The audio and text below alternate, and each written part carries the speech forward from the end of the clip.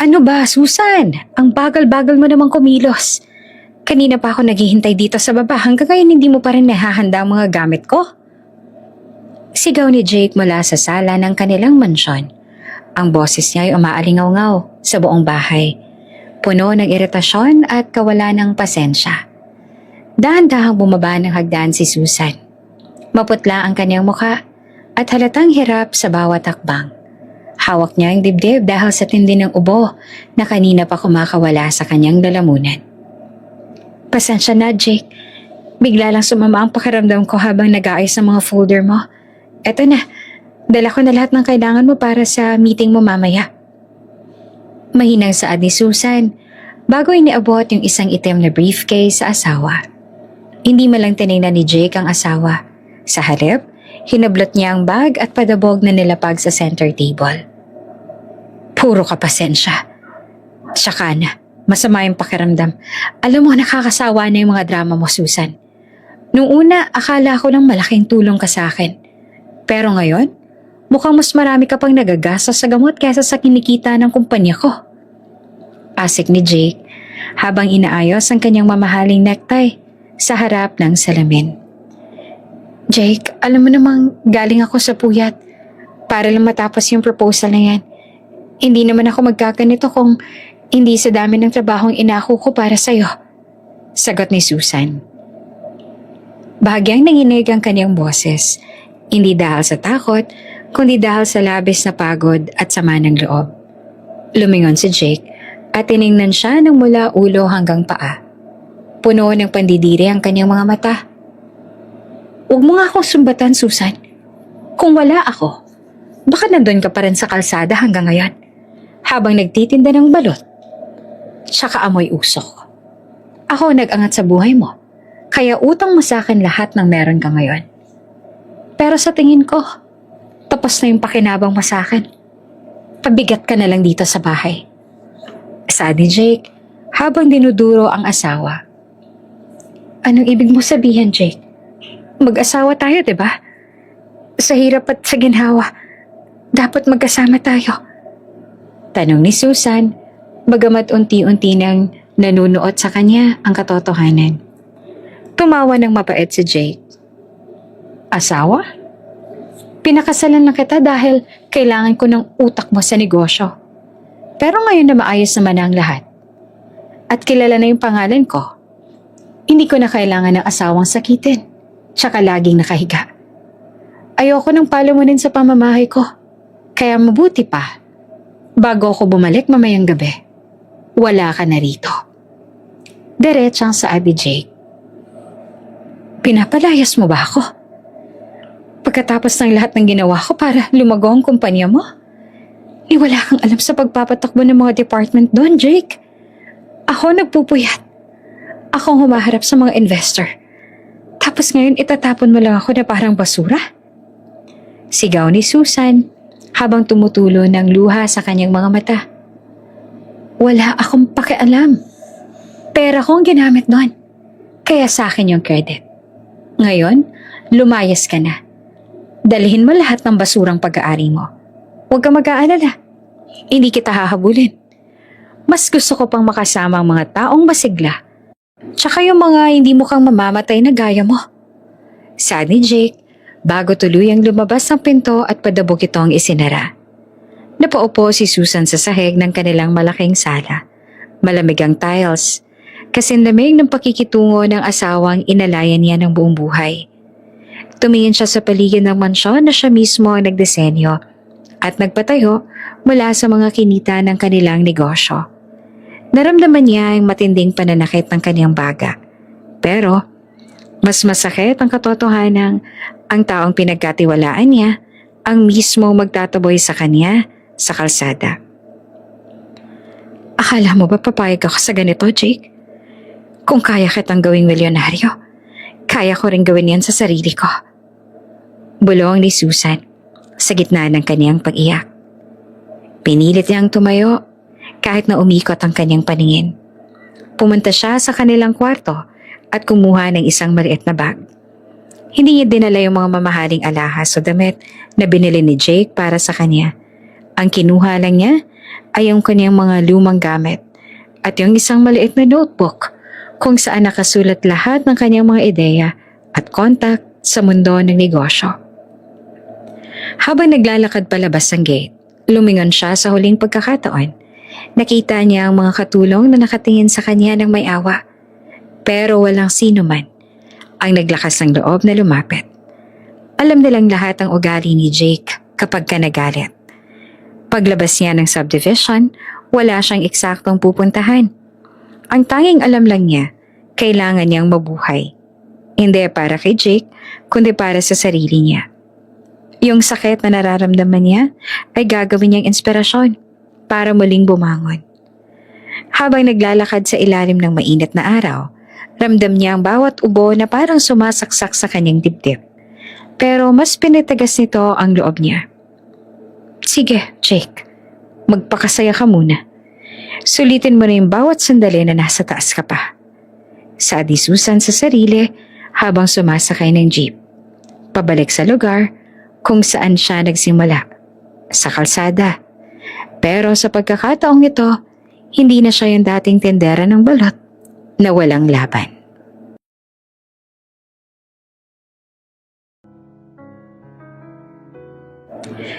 Tirek na tirek ang araw at ramdam ni Susan ang lagyat ng pawis sa kanyang likuran habang hila-hila ang kanyang maliit na cart ng balut.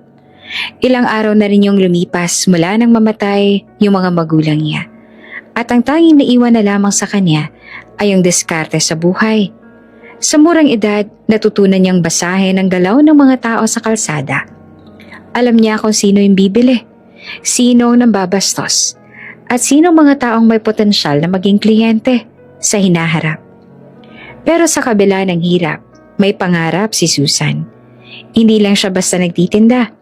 May dala siyang maliit na notebook kung saan niya itinatala ang mga presyo ng bilihin, yung kita niya araw-araw at yung mga plano kung paanong mapapalago ang maliit niyang puhunan. Isang gabi, sa tapat ng isang sikat na bar sa bayan nila, nakita niya ang isang lalaking mukhang problemado. Nakasuot ito ng mamahaling barong pero gusot na to. Halatang galing sa isang mahalagang meeting na hindi naging maganda ang resulta. Siya, si Jake. Nakaupo siya sa gutter, hawak ang kanyang ulo, at para bang pasa ng mundo. Mainit pa yung balut, sir. Pampaalis ng stress. Pag-alok ni Susan habang dahan-dahang tinigil ang kanyang cart sa tapat ng lalaki. Tumingala si Jake. Namumula ang mga mata. Ano bang alam mo sa stress? Nagtitinda ka lang naman ng itlog. Ako, mawawala ng milyon-milyon dahil hindi ko alam kung paano kakausapin yung mga investors ko. Minana ko lang naman yung kumpanyang to sa tatay ko. Pero wala akong kaide-ideya kung paano to patatakbuhin. Asik ni Jake. Hindi nagpatinag si Susan. Naupo siya sa isang tabi. Malayo ng kaunti kay Jake pero sapat na para marinig siya nito. Minsan, sir, hindi pereng kailangan para manalo sa negosyo. Kailangan mo ng tamang kwento, tsaka tamang diskarte. Yung mga investors, tao rin yan. Gusto nila ng assurance, hindi puro numero lang. Saad ni Susan habang binabalatan ng isang itlog. Napatitig sa kanya si Jake. Anong sinabi mo? Ang sinabi ko, kung akong kakausap sa mga yan, hindi ko sila papakitaan ng gaff. Papakitaan ko sila ng solusyon sa problema nila. Kasi kahit gaano kayaman yung tao, may kailangan pa rin yan na wala sila. Paliwanag ni Susan. Sinimulan niyang ibahagi kay Jake ang mga observation niya sa palengke, kung paano niyang napapabili yung mga taong wala namang balak bumili, at kung paano niya pinapaikot yung maliit niyang pera para hindi siya malugi, kahit na tumataas yung presyo ng bilihin. Sa gabing iyon, hindi inakala ni Jake na isang tendera ng balut ang magbibigay sa kanya ng point. Namangha siya sa talas ng isip ni Susan, kahit na hindi ito nakatapos ng college. Yung talino nito ay higit pa sa mga MBA graduates na kilala niya. Nakita ni Jake kay Susan yung susi para maligtas ang bumabagsak niyang negosyo. Sa sumunod na linggo, binalikan ni Jake si Susan sa pwesto nito. Susan, Ayoko na makita ka nagtitinda dito. Sumama ka sa akin. Maging consultant kita. Tuturuan mo ako ng lahat ng alam mo. At kapalit nun, bibigyan kita ng buhay na hindi mo pa nararanasan. Alok ni Jake. Ha? Bakit ako? Marami namang magagaling dyan na may diploma. Tanong ni Susan na puno ng pagdududa. Dahil ikaw lang yung nakakakita ng butas sa plano ko sa loob lang ng 10 minuto. Kailangan kita, Susan. Seryosong saad ni Jake. At doon na nagsimula ang lahat. Dinala ni Jake si Susan sa mundo ng malalaking gusali tsaka air-condition ng mga opisina. Sa simula, pinagtatawanan si Susan ng mga empleyado ni Jake. Tinawag siyang Balut Queen sa likod ng likuran niya. Pero hindi sila pinansin ni Susan. Ginamit niya yung bawat pagkakataon para mag-aral. Binabasa niya lahat ng kontrata, pinag-aaralan ng mga market trends, at dahan-dahan binabago yung sistema ng kumpanya ni Jake. Sa bawat meeting, si Susan ang nasa likod ni Jake.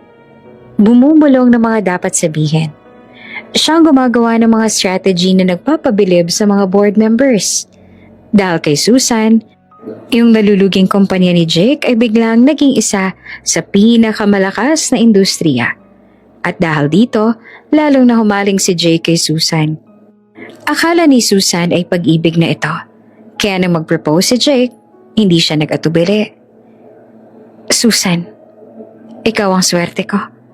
At ayoko mawala ka pa sa tabi ko. Pakasalan mo ako. Saad ni Jake habang nakaluhod sa gitna ng isang mamahaling restaurant. Jake, sigurado ka ba? Baka nakakalimutan mo kung saan ako galing. Sagot naman ni Susan na maluha-luha sa tuwa. Wala akong pakialam kung saan ka galing. Ang mahalaga, kung saan tayo pupunta. Pangako, hindi kita pababayaan.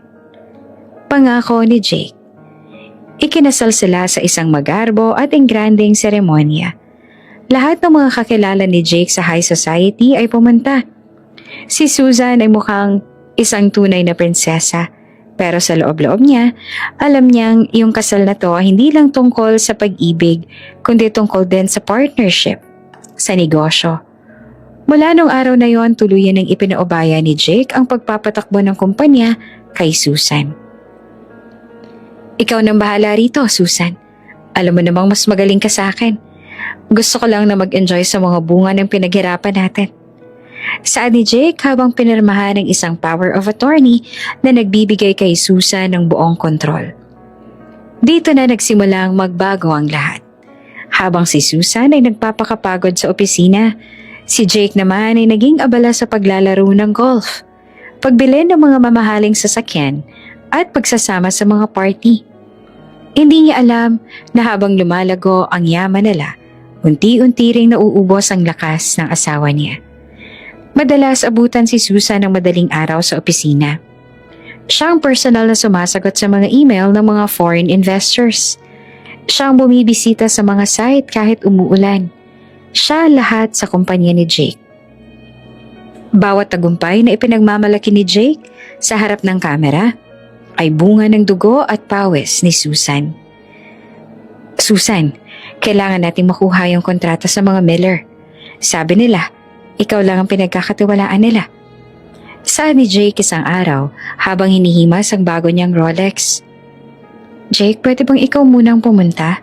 Masama talagang pakiramdam ko. Kanina pa ako nilalagnat. Pakiusap ni Susan habang nakahawak sa kanyang mesa para hindi matumba. Ano ka ba, Susan?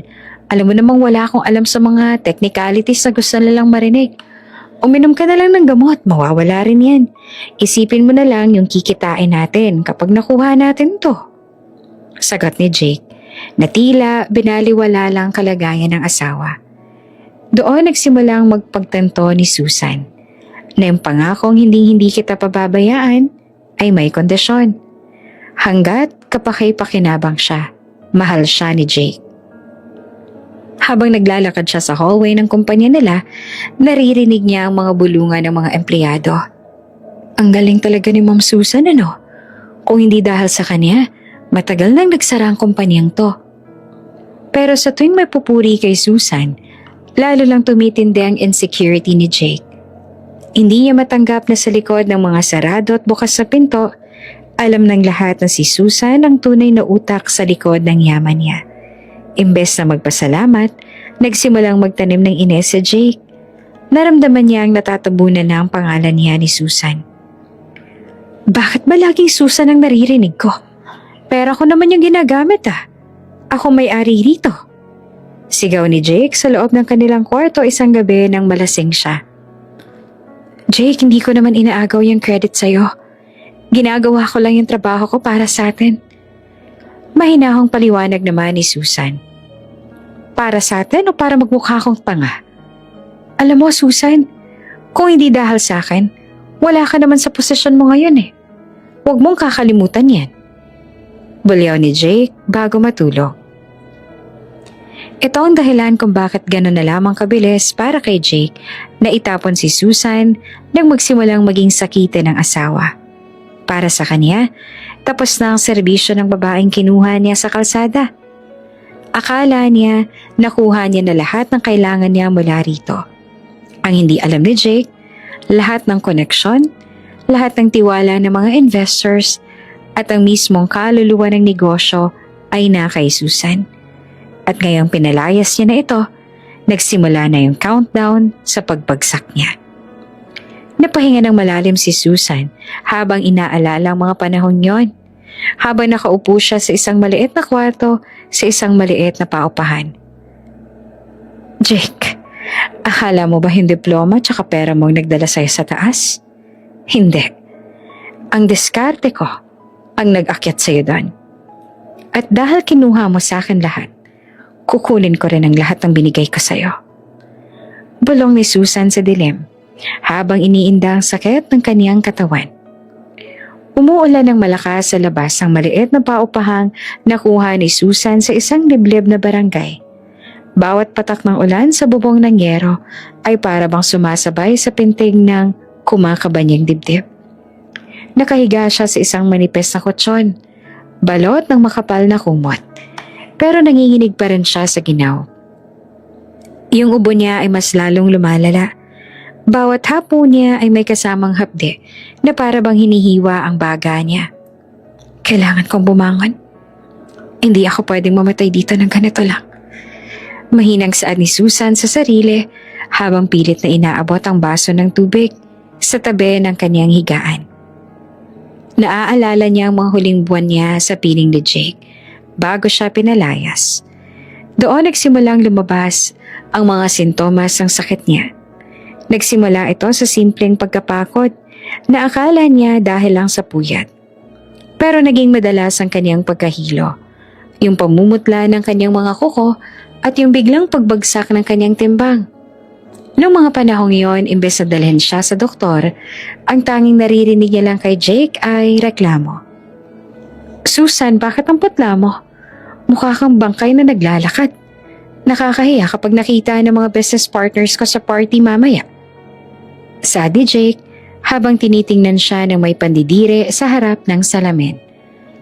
Jake, baka pwedeng ininom muna ako sa mama. Sobrang bigat kasi ng pakiramdam ko. Parang hihimatayin ako. Pakiusap ni Susan habang nakakapit sa gilid ng mesa. Hindi pwede. Alam mo namang kailangan nating makuha yung loob ng mga taga-Singapore. Kung hindi ka pupunta, iisipin nilang hindi tayo seryoso. Mag-makeup ka na lang ng makapal para hindi halata yung sakit-sakitan mo. Sagot ni Jake bago lumabas ang kwarto at iwan siyang mag-isa. Pinilit ni Susan na sumama noon. Nagsuot siya ng pinakamahal niyang gown. Naglagay ng makapal na foundation at lipstick para itago ang panghihina niya. Sa buong gabi, siya ang sumasagot sa mga tanong tungkol sa logistics, sa supply chain, at sa financial projections ng kumpanya. Habang si Jake, nakikipag-inuman at nagtatawanan sa ibang mga CEO. Si Susan ay palihim na pumupunta sa banyo para lang isuka ang kinakain niya dahil sa tindi ng hilo. Pagbalik nila sa bahay ng gabing yon, doon na siya tuluyang bumagsak sa sahig ng kanilang sala. Imbes na buhatin siya ni Jake, tiningnan lang siya nito habang nagtatanggal ng sapatos. Tingnan mo nga naman, Susan. Napaka-unreliable mo talaga. Kung ganyan ka ng ganyan, mas mabuti pang kumuha na lang ako ng bagong assistant na kayang tumagal ng puyatan. Pabigat ka lang sa image ko. Saad ni Jake habang nilalampasan ng asawang nakabulagta sa sahig. Napahawak si Susan sa dibdib niya. Nang muli siyang atakehin ng ubo, may nakita siyang bahid ng dugo sa kanyang palad. Natakot siya, pero kasabay ng takot ay ang galit. Galit para sa lalaking inalalayan niya ng lahat, pero tinapon siya noong hindi niya kayang magsilbi. Hindi ako magpapakamatay sa lungkot. Determinado ang saad ni Susan. Kinuha niya ang luma niyang bag at kinalap ang natitira niyang pera. Kakaunti lang to dahil lahat naman ng kinita niya sa loob ng maraming taon ay napunta sa joint account nila ni Jake na agad namang ni-freeze ang lalaki matapos siyang palayasin. Pero may tinabi siyang kaunti mula sa kanyang mga side commissions na hindi alam ni Jake. Mga bonus mula sa mga supplier na labis na humanga sa katapatan niya at sa galing. Nagpunta siya sa isang public hospital. Pumila siya ng mahabang oras kahit na nanghihina. Nang sa wakas ay masuri siya ng doktor na laman niyang meron siyang malalang kaso ng pneumonia at matinding anemia dahil sa stress tsaka kakulangan sa nutrisyon. Kailangan mong magpahinga, ma'am. Kung itutuloy mo yung pagpapagod sa sarili mo, baka hindi na kayanin ang puso mo. Payo ng doktor habang nireresetahan siya ng mga reseta. Salamat, Doc, pero wala ho akong oras para magpahinga ng matagal. Marami pa akong kailangang gawin. Sagot ni Susan habang tinatanggap ang mga gamot. Sa loob ng 2 linggo nagkulong si Susan sa kanyang maliit na kwarto. Uminom siya ng gamot. Kumain ng mga masusustansyang pagkain na kaya ng kanyang budget. At ang pinaka-importanting ginawa niya, nagplano siya. Sa kanyang maliit na notebook, isinulat niya lahat ng mga kahinaan ng kumpanya ni Jake. Alam niya kung sino mga supplier ang hindi binabayaran ng tama ni Jake. Alam niya kung sino mga investors yung matagal nang nagdududa sa kakayahan ni Jake bilang leader.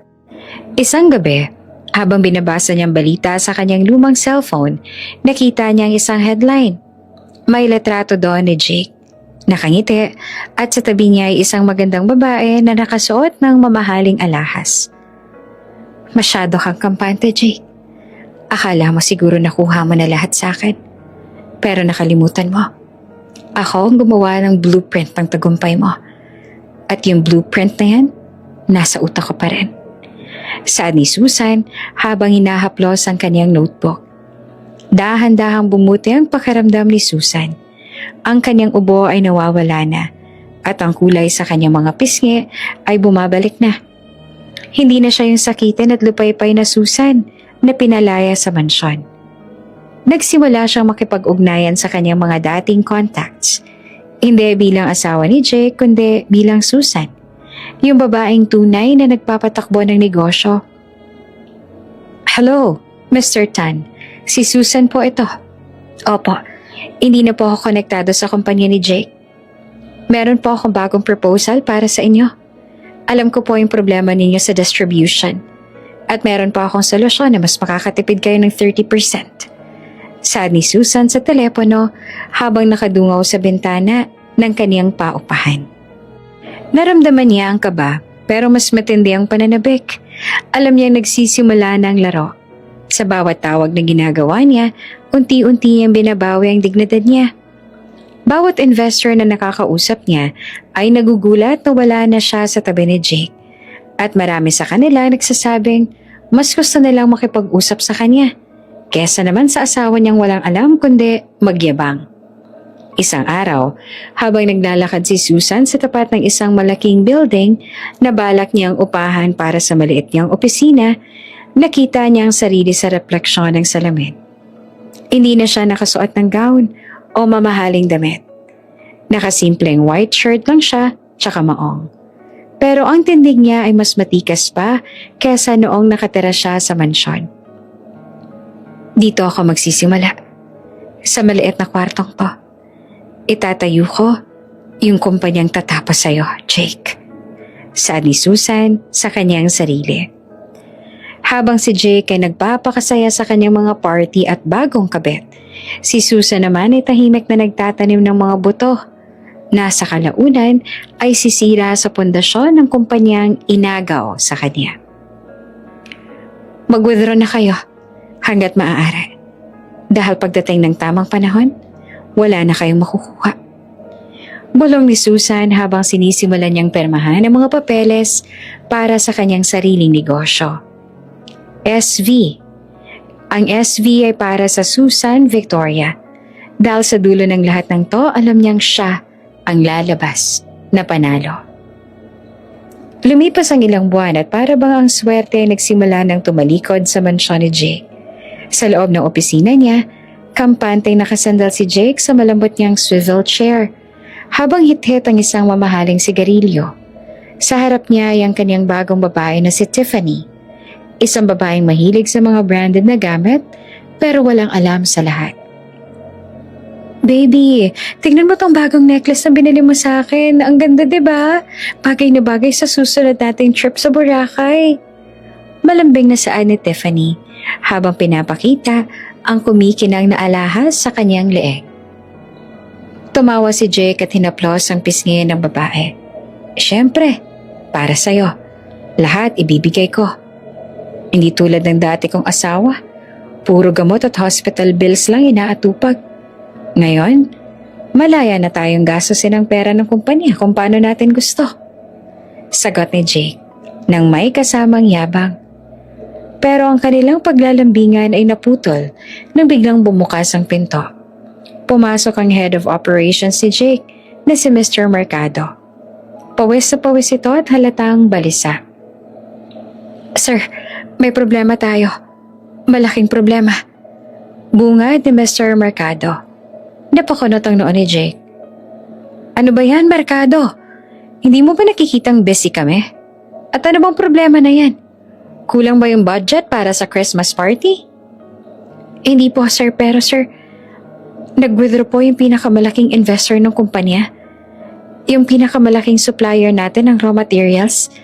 Bigla akong pinutol yung kontrata sa atin. Sabi nila, may nakakuha na raw ng exclusive rights sa supply nila para sa susunod na 2 taon. Paliwanag ng empleyado. Napatayo si Jake sa gulat. Ano? Paano nangyari yan? Tayong pinakamalakas silang buyer. Sinong kumpanyang kumuha? Yun na nga po nakakapagtaka sir. Isang bagong kumpanya raw na ang pangalan SV. Wala silang masyadong background sa market pero nagawa nilang bayaran ng buo yung down payment para sa 2 taon na supply. At hindi lang yan sir. Marami rin sa mga tauhan natin sa warehouse ang nag-resign tsaka lumipat sa kumpanyang yun. Saad ni Mr. Mercado. Huminga ng malalim si Jake at pilit na nagpakalma. Pakaswerte lang yung SV na yan. Huwag ka mag-aalala. Marami pa tayong investors. Tawagan mo si Mr. Tan. Sabihin mo kailangan natin ng dagdag na puhunan para tapatan yung bagong player na yan.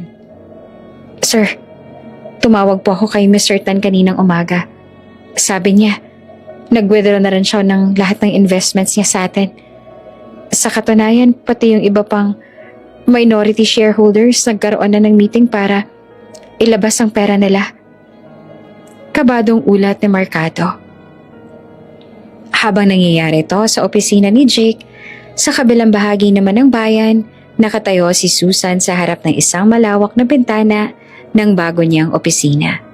Hindi ito kasing garbo ng sakay Jake, pero bawat gamit dito, binili gamit ang perang pinaghirapan niya mula sa kanyang sariling diskarte. Ma'am Susan, ito na po yung mga permadong kontrata mula sa bagong investor tsaka sa 3 pang major suppliers ni Jake. Tulad ng inaasahan, hindi nila tinanggihan ang alok natin, lalo na't alam nilang ikaw ang utak sa likod ng operasyon. Saan ng kanyang assistant na si Elena, na dati ring empleyado ni Jake, na sumunod sa kanya. Salamat Elena. Kamusta naman yung reaksyon ni Jake? Alam ko na siguro nagkakagulo na sila ngayon. Tanong ni Susan habang humihigop ng mainit na tsaa. Gulong-gulo po sila ma'am. Hindi alam ni Sir Jake kung saan kukuha ng supply. Yung balita ko, inuubos na rin ni Tiffany yung natitirang petty cash ng kumpanya para sa mga personal niyang luho. Wala pong kamalay-malay si Sir Jake na unti-unti nang nauubos ang pondo niya. Kwento pa ni Elena. Napangiti naman ng bahagya si Susan. Hayaan mo siya. Gusto niyang maging hari, diba? Hayaan nating maranasan niya kung paano maging hari ng isang papalubog ng palasyo. Huwag mo munang ipapaalam sa kahit kanino na ako may-ari ng SV. Gusto ko maramdaman niya yung takot sa isang kalaban na hindi niya nakikita. Pero ma'am, paano kung malaman niya kaagad? Baka subukan niya pong i-block yung mga deals natin. Pag-aalala ni Elena, hindi niya magagawa yun. Wala siyang alam sa pasikot-sikot ng supply chain.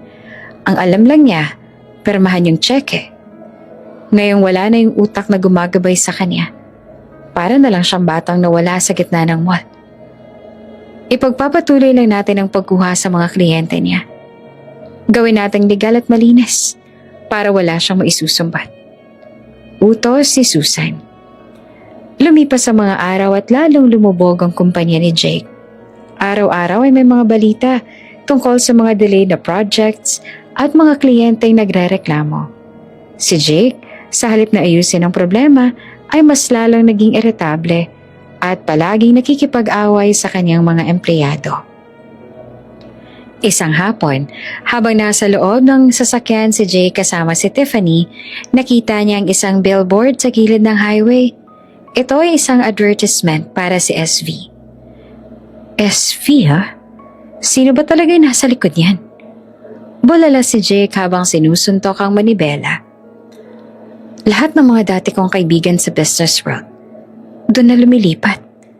Pati yung pinakamalaking investor ko, tinalikuran ako.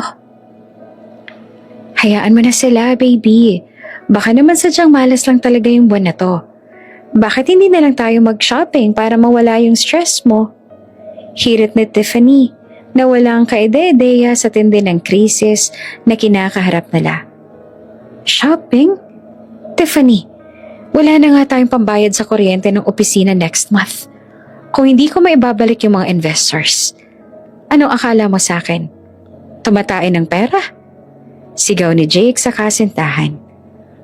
Doon na simulang mag-away ang dalawa. Huwag mo nga ako sigawan. Noong marami kang pera, hindi ka ganyan sa akin ah. Ngayon naghihirap ka na. Ilalabas mo yung init ng ulo mo sa akin? Sagot ni Tiffany. Habang nag-aaway ang dalawa, tahimik lang na nanonood si Susan mula sa malayo. Nakakatanggap siya ng update tungkol sa mga pagtatalo ni na Jake at Tiffany. Alam niyang malapit na ang katapusan ng kumpanyang binuo niya para sa ibang tao.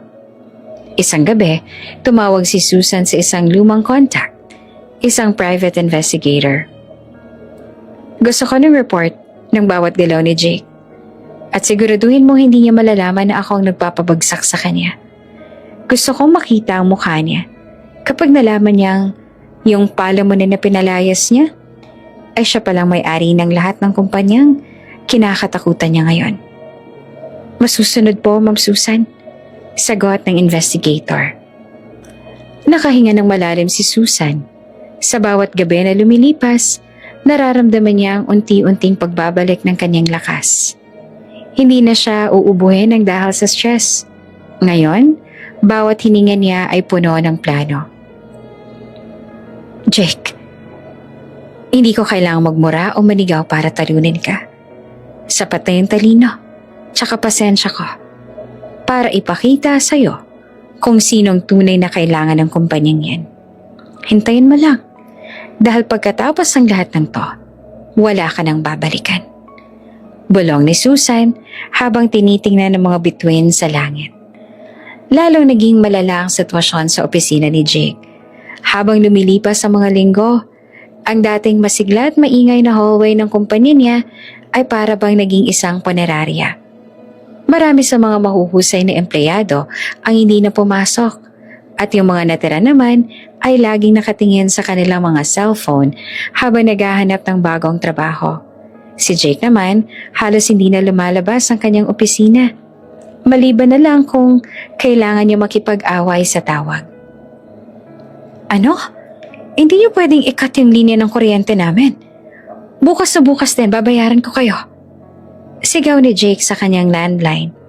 Pero bago pa siya makatapos, binabaan na siya ng kabilang linya. Padabog na binitawan ni Jake ang telepono at napasabunot sa sariling buhok. Sa harap niya ay nakatambak ang mga disconnection notices, demand letters mula sa bangko at mga resignation letter. Ang kanyang dating makisig na itsura ay napalitan ng puyat na mga mata at gusot na suot. Pumasok si Tiffany sa loob ng opisina na tila walang pakialam sa tensyon. Baby, bakit hindi pa rin gumagana yung credit card ko? Nasa mall ako kanina. Ang daming sale sa Gucci. Nakakahiya sa mga sales lady. Reklamo nito habang naglalagay ng lipstick. Tiffany, nakikita mo ba tong mga papel na to? Wala na tayong pera. Yung credit card na yan, nakuha na yung limit dahil sa mga pinamili mo nung nakaraang linggo. Baliyaw ni Jake. Ha? Anong ako? Ikaw yung may-ari ng kumpanya, di ba? Sabi mo milyonaryo ka. Bakit ngayon parang pulubi ka na akong magsalita?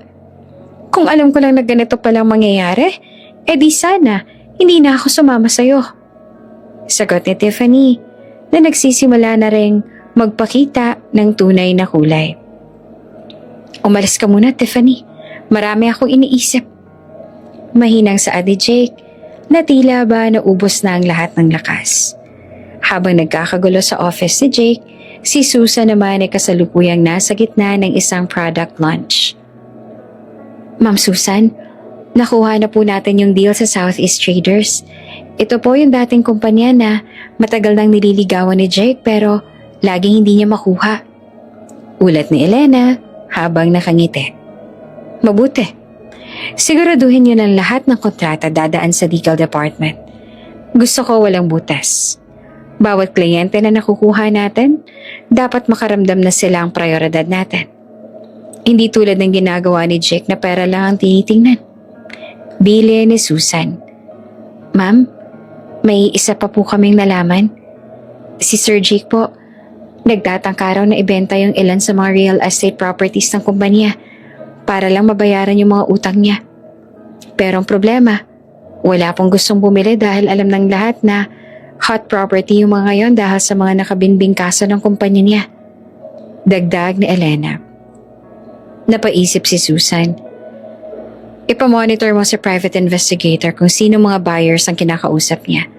Kung maaari, tayong kumuha ng mga properties na yan gamit ang mga isang dummy company. Gusto ko, kapag dumating yung araw na wala na siyang matuluyan, malalaman niyang ako rin ang nagmamay-ari ng lupang kinatatayuan niya. Ang galing niyo po talaga, ma'am. Pero, hindi po ba kayo napapagod? Halos wala na ho kayong tulog simula nang mag-launch tayo. Pag-aalala ni Elena. Hindi ako napapagod, Elena. Ginagawa ko to para sa sarili ko. Tsaka para sa mga taong naniniwala sa akin. Kaya never akong mapapagod. Sagot ni Susan nang may matamis na ngiti. Pagkatapos ng kanilang pag-uusap, lumabas si Susan sa kanyang opisina para maglakad-lakad sa parke malapit sa office nila. Gusto niyang makalanghap ng sariwang hangin. Habang naglalakad, nakakita siya ng isang matanda na nagtitinda ng balut. Biglang nagbalik sa kanyang alaala ang mga panahong siya pang nagtutulak ng cart sa ilalim ng init ng araw. Lumapit siya sa matanda at bumili ng 2 itlog. Kamusta po yung tinda, tatay? Tanong niya. Medyo mahina ngayon, Neneng. Pero kailangang magtiyaga. Ganito talaga ang buhay. Minsan nasa itaas, minsan nasa ibaba. Sagot ng matanda. Tama po kayo. Pero ang mahalaga, huwag po kayong susuko. Eto po, itago niyo yung sukle. Sad ni Susan habang inaabot ang 1,000 piso. Nako, sobra-sobra to, Neng. Maraming salamat. Pasasalamat ng matanda. Ngumiti lamang si Susan at nagpatuloy sa paglalakad. Sa loob-loob niya, alam niyang hindi niya dapat kalimutan ang pinanggalingan niya. Ang kanyang karanasan sa kalsada ay nagbigay sa kanya ng talas ng isip na wala sa anumang libro o negosyo. Bumalik siya sa opisina at hinarap ang mga panibagong ulat. Pero may isang balita ang nakakuha ng kanyang atensyon. Isang malaking investor, si Mr. Anderson, ang nagpahayag na nais pakipagkita sa may-ari ng SV.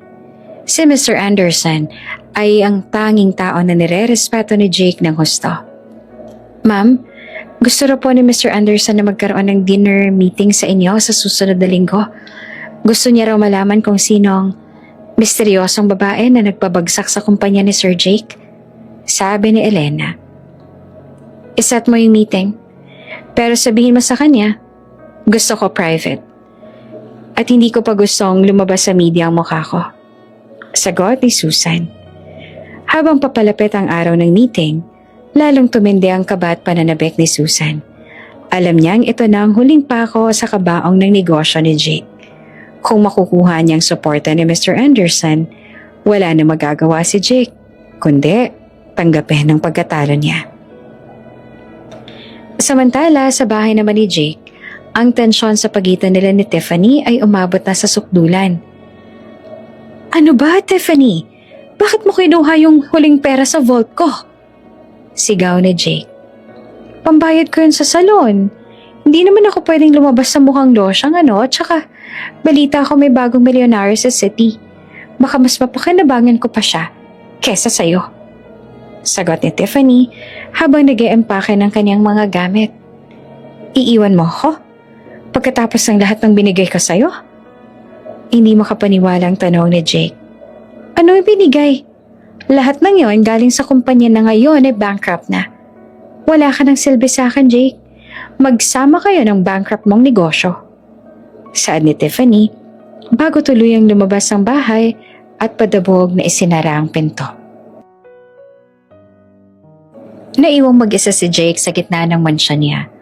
Bawat sulok ng bahay ay para bang tumatawa sa kanyang kalagayan. Naalala niyang bigla si Susan. Naalala niya kung paano siya alagaan ito kapag may sakit siya. Kung paano nitong inaayos lahat ng problema niya nang hindi nagrereklamo. Susan, nasan ka na ba? Bulong ni Jake sa sarili habang tumutulong luha niya sa kanyang mga mata. Pero huli na ang lahat. Ang babaeng tinuring niyang pabigat ay siya na ngayon nagpapatakbo ng mundong pilit niyang kinakapitan. Kinuha ni Jake ang kanyang cellphone at sinubukang tawagan ang numero ni Susan. Pero unattended na ito. Sinubukan niyang maghanap ng balita tungkol dito sa social media pero wala siyang makita. Ang tanging nakikita niya ay ang pangalan ng SV na paulit-ulit na lumalabas bilang bagong giant sa negosyo. Hindi alam ni Jake na sa mga sandaling yon, si Susan ay nasa isang restaurant habang kaharap si Mr. Anderson. So, ikaw pala yung sikat na Susan. Bunga ni Mr. Anderson habang tinitingnan ni Susan ang may paghanga. Marami akong narinig tungkol sa'yo. Sabi nila, ikaw ang tunay na utak sa likod ng kumpanya ni Jake. At ngayon nakikita ako na totoo nga yung mga sabi-sabi. Salamat po, Mr. Anderson. Ginagawa ko lang po ang kailangan gawin para mabuhay. At saka para maprotektahan na rin ang mga pinaghirapan ko. Mahinahong sagot ni Susan. Alam mo, Susan, gusto ko yung diskarte mo. Tahimik pero mamamatay tao. Gusto ko mag-invest sa kumpanya mo. Gusto ko maging bahagi ng kumpanya mo. Ano sa tingin mo? Alok ng matandang negosyante. Huminga ng malalim si Susan. Isang malaking karangalan po yan, sir. Pero may isang hiling lang po ako. Ano yon? Gusto ko pong malaman ninyo na sa oras na makuha ninyo yung mga shares ni Jake sa bangko, huwag niyo po munang sabihin sa kanya kung sinong bumili. Gusto ko, sa mismong araw ng pagsasara, doon niya malaman ang lahat. Hiling ni Susan. Tumawa si Mr. Anderson. May pagka-ruthless ka rin pala, Susan. Pero sige, pagbibigyan kita. Gusto ko rin makita yung mukha ng batang yon kapag nalaman niyang ang asawang pinalayas niya ang siyang lalamon sa kanya. Nagkamayan ng dalawa At sa pagkakataong to, alam ni Susan na selyado ng tadhana ni Jake. Umuwi si Susan sa tinutuluyan niya ng may gaan sa loob. Tumingin siya sa salamin at kinausap ang sarili. Susan, malapit na. Konting tiis na lang at mababawi mo na ang lahat ng nawala sa'yo. At sa pagkakataong to, wala nang sino man ang makakagawa sa'yo ng ginawa ni Jake. Gabi na pero para bang hindi dinadalaw ng antok si Jake. Ang dating maliwanag at masayang mansyon niya ay balot na balot ngayon ang kadiliman. Dahil pinutol na rin ang supply ng kuryente dahil sa hindi nababayarang bills. Nakaupo siya sa sahig ng kanyang master bedroom. May hawak na baso ng murang alak.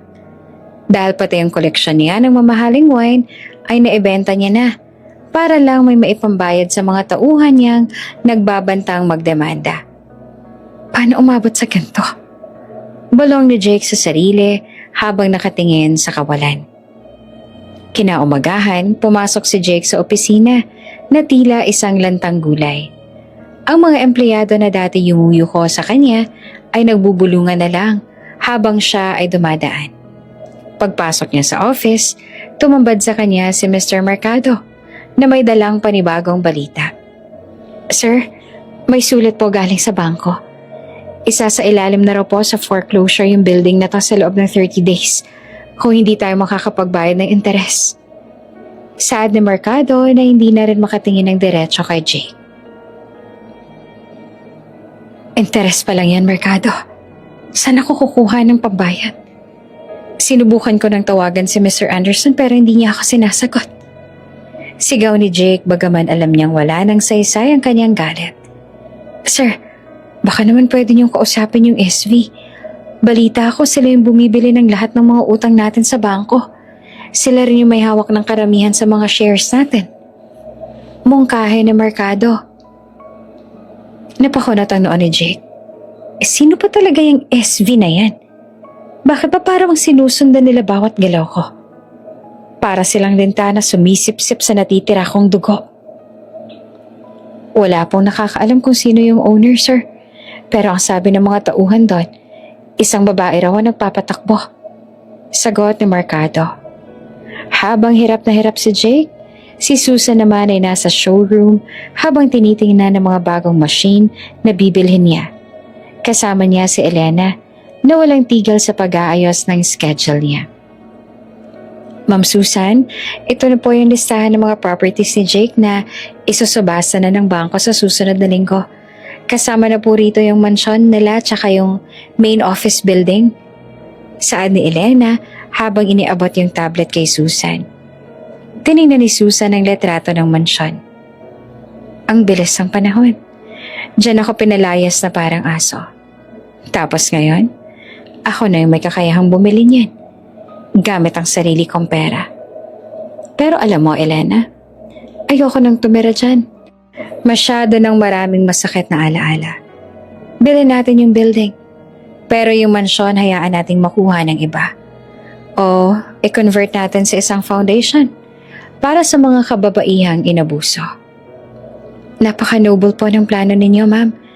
Pero hindi po ba kayo nag-aalala na baka malaman ni Jake ang totoo? Kanina raw po, nagpunta siya sa opisina ng isa nating partner para magtanong tungkol sa inyo. Ulat ni Elena. Hayaan mo siyang magtanong. Ang mahalaga, hindi niya makikita yung mukha ko hanggat hindi pa salyado ang lahat. Gusto ko, sa araw na kukunin ko yung susi ng kumpanya niya, doon lang siya magigising sa katotohanan. Sagot ni Susan. Isang hapon, habang naglalakad si Susan sa isang mall para bumili ng regalo para sa mga empleyado niya, hindi niya inaasahang makita si Tiffany. Yung dating magarbo tsaka puno ng alahas sa babae, mukhang haggard na ngayon. Nakasuot ito ng simpleng damit at tila naghahanap ng mapapasukan. Nagkatama ang kanilang mga mata. Nagulat si Tiffany nang makilala si Susan. Susan? Ikaw na ba yan? Tanong ni Tiffany na hindi makapaniwala sa nakikita. Tiningnan siya ni Susan mula ulo hanggang paa pero walang halong galit o puot sa kanyang mga mata. Oo, Tiffany, ako nga. Ano nangyari sa'yo? Balita ko pinalayas ka na ni Jake. Pero bakit ang ganda mo na ngayon? At yung mga suot mo, mukhang mas mahal pa sa mga gamit ko noon. Usisa ni Tiffany na halatang naiinggit. Nagsumikap ako, Tiffany. Nung pinalayas ako ni Jake, doon ko na-realize na mas marami akong kayang gawin nang wala siya. Kamusta nga pala kayo ni Jake? Balita ako, malaki na itulong mo sa pag-ubos ng pera niya.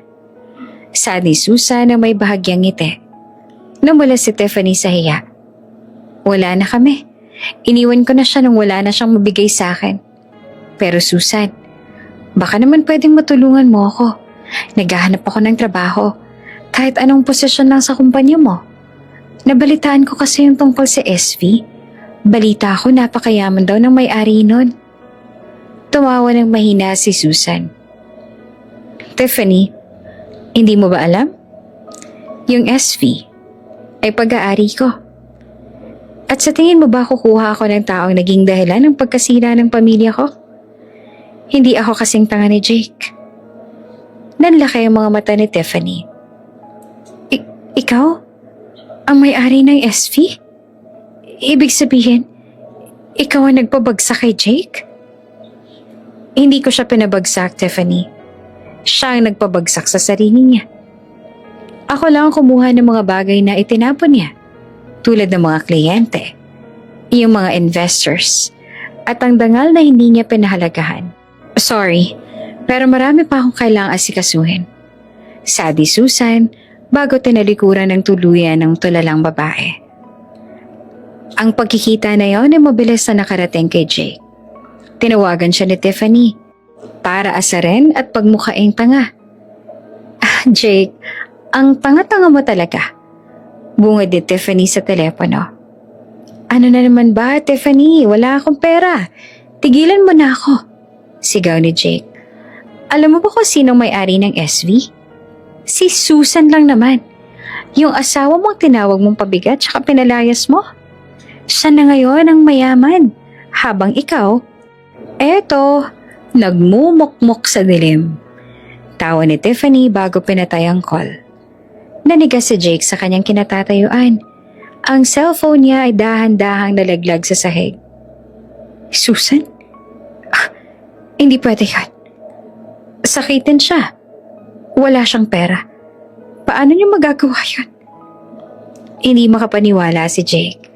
Agad siyang lumabas ng bahay at nagmaneho papunta sa address ng SV na matagal niya nang alam. Pero kinatatakutan niyang puntahan. Pagdating niya sa tapat ng building, nakita niya ang malaking logo ng kumpanya. Sinubukan niyang pumasok sa lobby, pero agad siyang hinarang ng security. Sir, bawal po kayo rito kung wala po kayong appointment. Saad ng guard. Kailangan ko makita ang boss ninyo. Sabihin ninyo si Jake. Asawa niya ako. Sigaw ni Jake. Nagkatinginan ng mga guards. Sir, wala pong asawa ang Ma'am Susan namin. Tsaka, mahigpit po ang utos niya na bawal kayong papasukan. Kaya umalis na po kayo bago pa kami tumawag ng pulis. Napasigaw si Jake sa labas ng building. Susan! Lumabas ka dyan. Mag-usap tayo. Hindi mo pwedeng gawin to sa akin. Sa loob ng kanyang opisina, nakikita ni Susan si Jake sa monitor ng CCTV. Pinapanood niya ang pagwawala ng lalaki.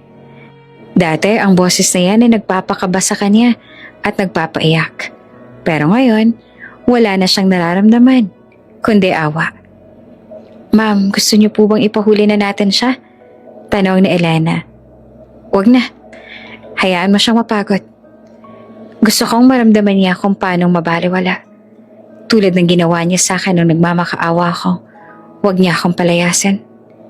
Sagot ni Susan habang dahan-dahang isinara ang laptop. Lumipas ang ilang oras at sumuko rin si Jake. Napaupo siya sa gutter sa tapat ng building ni Susan. Sa mismong pwesto kung saan niya ito unang nakita noong nagtitinda pa ito ng balut. Oops! May break muna. Gusto mo bang ma-shoutout dito sa channel ni Ate Jane? Mag-comment lang ng lesson you learned from the latest story uploaded. Dahil pipili kami ng isang best comment of the day para i-shoutout sa susunod na upload. Kaya huwag kalimutang mag-iwan ng lesson you learned after you watch this video. Maraming salamat! Shoutout nga pala kina Emily Grafil from Naga Bulan, Sorsogon, Noel Montero, at Yam Sera from Mangaldan, Pangasinan. Sa ating mga taga-subaybay, paki-comment naman po sa baba kung taga-saan kayo para alam ko kung hanggang saan umaabot ang mga kwento ni Ate Jane at para ma-shoutout ko rin kayo sa mga susunod pa nating mga kwento. Maraming salamat sa pakikinig.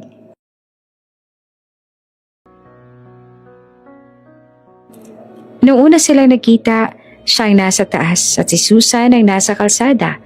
Ngayon, nagkapalit na sila ng pwesto. Ang tanga ko. Napakatanga ko. Pag-amin ni Jake sa sarili habang umiiyak. Ngayon niya lang na-realize na lahat ng tagumpay niya noon ay hindi dahil sa kanya, kundi dahil sa babaeng binaliwala niya. Ngayong wala na yung pabigat na yon, wala na rin ang buhay niya. Bumalik si Jake sa kanyang opisina. Wala na siyang lakas na lumaban. Alam niyang sa susunod na mga araw, tuluyan ang kukunin ni Susan lahat. At wala siyang ibang magagawa kundi panoorin ang pagguho ng mundo niya. Habang nag-aagaw yung dilim tsaka liwanag, nakatingin si Susan sa bintana ng kanyang opisina. Alam niyang marami pang dadating. Alam niyang hindi pa tapos ang laban. Dahil kilala niya si Jake. Susubukan nito lahat para mabawi ang nawala rito. Pero handa na si Susan. Hindi na siya yung sakitin at mahinang babae. Umpisa pa lang to, Jake. Marami ka pang dapat pagbayaran. Bulong ni Susan habang tinitingnan ng papalayo ang sasakyan ni Jake. Nagising si Jake na masakit ang ulo at nakasubsob sa kanyang mesa. Amoy alak ang buong paligid at nakakalat ang mga basyo ng bote sa sahig. Yung sikat ng araw na tumatagos sa bintana ng kanyang opisina ay tila nanunukso sa kanyang kalagayan. Isang linggo na yung nakalipas mula nang malaman niya ang katotohanan tungkol kay Susan. At sa loob ng isang linggong yon, hindi siya nakatulog na maayos. Bawat pikit ng kanyang mga mata, ang mukha ni Susan ang kanyang nakikita. Hindi yung Susan na sakitin, kundi yung Susan na nasa kanya na lahat. Sir Jake, may bisita po kayo. Mahinang sa atin Mr. Mercado habang dahan-dahang binubuksan ng pinto. Sino na naman yan? Kung kolektor yan, sabihin mo wala ako rito. Sigaw ni Jake habang pilit na inaayos ang kanyang sarili. Hindi po sir, si Attorney Ramos po. Yung dati hong abogado ng tatay ninyo. Sagot ng Mercado. Pumasok ang isang may edad na lalaki. May dalang itim na case. Si Attorney Ramos ay matagal nang hindi nagpapakita mula nang mamatay ang ama ni Jake dahil hindi sila magkasundo sa paraan ng pagpapatakbo ni Jake sa negosyo. Attorney, anong ginagawa niyo rito? Akala ko po ba nag-retire na kayo?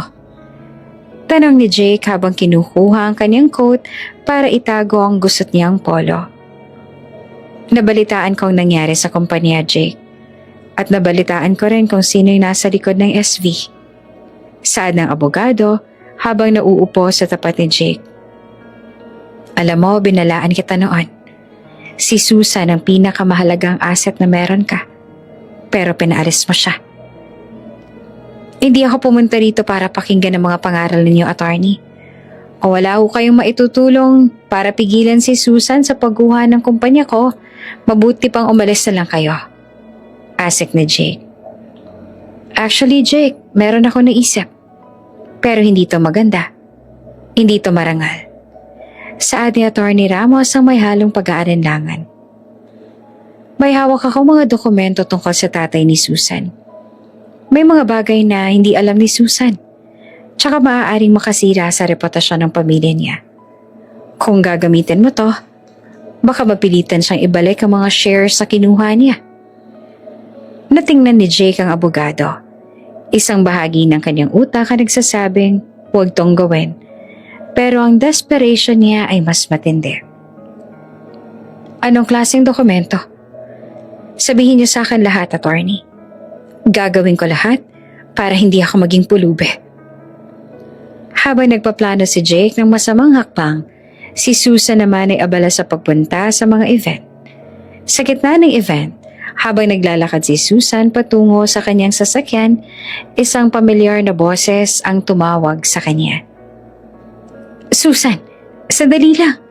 Sigaw ni Jake mula sa gilid ng parking lot. Hinarangan agad siya ng mga bodyguard si Susan.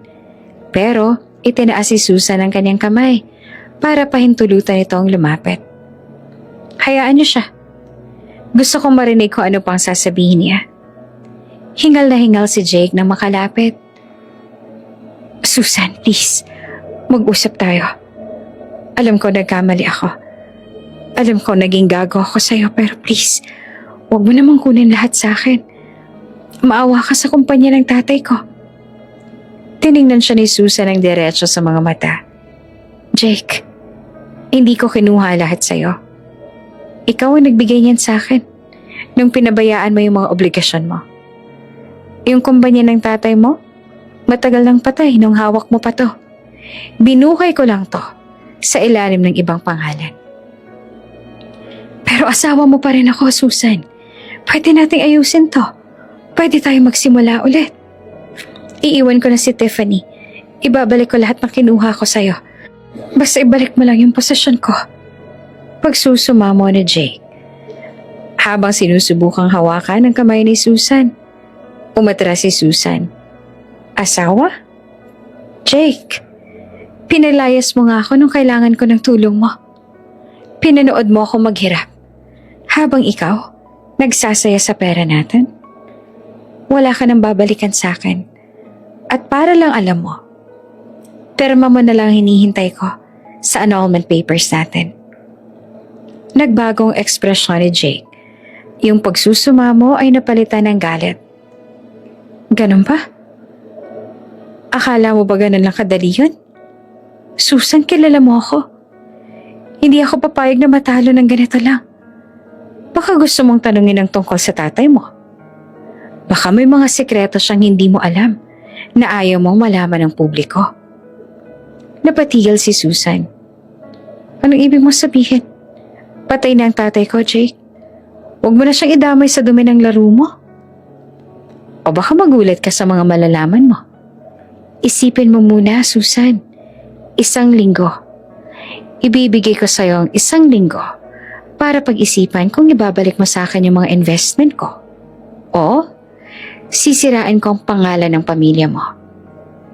Banta ni Jake bago tumalikod at sumakay sa kanyang lumang kotse. Naiwang nakatayo si Susan. Nanginginig ang mga kamay. Alam niya ang desperado si Jake. Pero hindi niya inakalang gagamitin nito ang kanyang pamilya. Ma'am, okay lang po ba kayo? Tanong ni Elena nang mapansin ang pamumutla ng kanyang boss. Elena, tawagan mo nga yung investigator. Gusto kong malaman kung anong sekreto ang sinasabi ni Jake. At gusto ko rin malaman kung sino ang nakakausap niya nito mga nakaraang araw. Utos si Susan habang pilit na pinapakalma ang sarili. Pag-uwi ni Susan sa kanyang kondo, hindi siya mapakali. Iniisip niya ang tatay niya. Isang simpleng trabahador lang to sa construction noon. At ang tanging alam niya lang ay namatay ito dahil sa aksidente sa trabaho. Ano kayang tinatago ni Jake? Samantala, sa kabilang banda, nagdiriwang si Jake kasama si Attorney Ramos. Effective, Attorney. Nakita ko yung takot sa mga mata niya. Alam kong hindi niya hahayaang madungisan ng alaala ng tatay niya. Siguraduhin mo lang, Jake, na hindi to babalik sa atin. Yung blackmail, isang mabigat na krimen yan. Paalala ng abogado. Wala akong pakialam sa krimen. Ang mahalaga, mababawi ko yung pera ko. At kapag nakuha ko na yung gusto ko, palalayasin ko na naman yung babaeng yan. At sa pagkakataong to, sisiguraduhin kong wala na siyang babalikan. Tawa ni Jake habang lumalaklak ng alak. Hindi alam ni Jake na habang nagpaplano siya, si Susan ay hindi rin tumitigil. Sa tulong ni Elena at ng kanyang mga contact, unti-unti na rin nilang natutunton yung mga illegal na transaksyon ni Jake sa mga nakaraang taon. Kung gusto mo na madaming laro, Jake, ibibigay ko sa'yo. Bulong ni Susan habang nakatingin sa portrait ng tatay niya.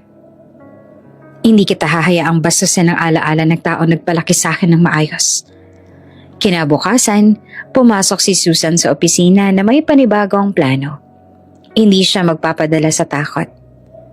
Elena, iset up mo yung meeting sa lahat ng board members ng dating kumpanya ni Jake. Gusto ko silang makausap ng sabay-sabay. At tawagan mo na rin yung bago nating legal counsel. Kailangan ko ng proteksyon. Ani Susan. Ma'am, may lalaki po sa labas. Naghahanap po sa inyo.